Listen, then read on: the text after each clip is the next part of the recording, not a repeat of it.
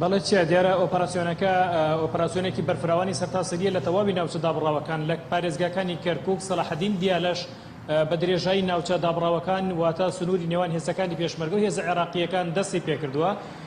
لە سنووری کەرکووک بە تایبەتی لە داقوق و دووس خورمات و ئۆپەراسیۆنەکە بەرفراوەنترە و هێزی زیاتری عێراقی بەشداری کردووە بە 8 شەعبی و سوپای عێراقیشەوە ئەوەی من زیاتر تیشکی خەمە سار ڕەنگە برادرانی کەرکووک ئاگاداری ئەولاتر بن کە کوژرا و بریندار لە هێز عێراقیەکانی شەیەوە بەهۆی تەقینەوە بۆ زیاتر بەڵام لە دیوی سنووری پارێزگای دیالەوە لە ناوچەی شێخ باوە بە تایبەت لە هەردوو گوندی ئیسلاح و ئومحنتە کە ئەمە ئەکەوێتە سەر ڕووباری سیروان و بە شوێن و مۆڵگەی چەکدارانی داعشدا بێت بە حکمی ئەوەی کە دارستانێکی زۆر و باخی زۆری تێدا ئەوترێت ئەمە بۆتە مۆڵگەی و گروپە چەکدارانەوە خۆیان ڕێکەخەنەوە لێوە هەر کارێک بیانەوە ئەیکەن و ئەش بینین کە لە هەفتەیەکە 2 بۆ 3 شەو جارێک هێرشەکە لەسەر هێزە عێراقیەکان لە ئێستادا ئەو ئۆپەراسیۆنە بەڕێوە چوە بۆ سەر ئەو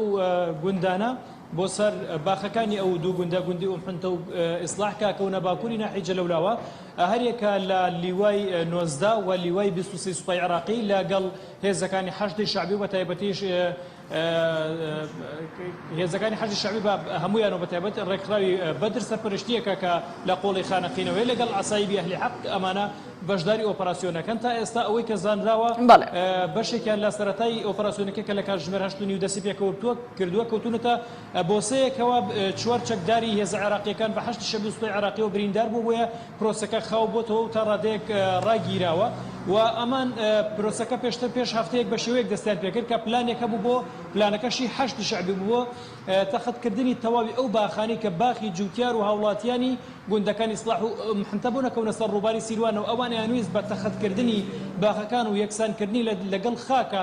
بەسەر ئەو گروپە چەکدارانە دەزاڵ بن بەڵام دیارە دوایی ئەوەی کە 35 باخیان لا کۆی 1000 باخ بڕی کاردانەوەیکی زۆری لێکەوتەوە و هاوڵاتیان و جوتیارانە و ناوچەیە دەنگی ناڕەزایەتیان بە شێوەیەکی بەرفراوان بەرز کردەوە ئەو پرۆسەیە ڕاگیرا لە ئێستادا هەوڵە درێت بازنەیەکیان پشتێنەیەکی بازنەیی بە دەوری باخەکاندا دروست بکرێت و لەوێ